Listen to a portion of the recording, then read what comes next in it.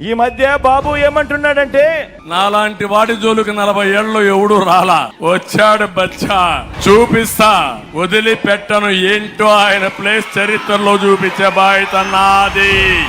ఇలాంటి మాటలు వింటుంటేనే నాకు కొన్ని కథలు, కొన్ని మాటలు గుర్తుకొస్తాయి. కృష్ణుడిని బచ్చా అనుకున్న కంసుడు పూతన కాలింది, రాముడిని బచ్చా అనుకున్న మారీషుడు సుబాహుడు ఇప్పుడు రామోజీ వేషంలోను ఓ ఆంధ్రజ్యోతి రాధాకృష్ణన్లా ఈ రోజు కనిపిస్తా ఉన్నారు. హనుమంతుడిని బచ్చా అనుకున్న రావణుడు కూడా వీళ్ళల్లో గుర్తుకొస్తా ఉన్నాడు. చరిత్రలో ఓడిపోయే కాలం వచ్చినప్పుడు వీళ్ళందరికీ కూడా అటువైపున హీరోలందరూ బచ్చాలుగానే కనిపిస్తా ఉంటారు. అయ్యా చంద్రబాబు, నువ్వు బచ్చా అంటున్న నేను ప్రజలకు మంచి చేసి ఎన్నికల్లో ఒంటరిగా ధైర్యంగా ప్రజల ముందుకు నేను వస్తా ఉన్నా. మరి 3 సార్లు సీఎం గా చేశావు కదా, మరి పేదలకు నువ్వు చేసిన మంచి ఉంటే నువ్వెందుకయ్యా బచ్చాను చూసి భయపడుతూ పొత్తుల కోసం ఎగబడతా ఉన్నావు అని అడుగుతా ఉన్నా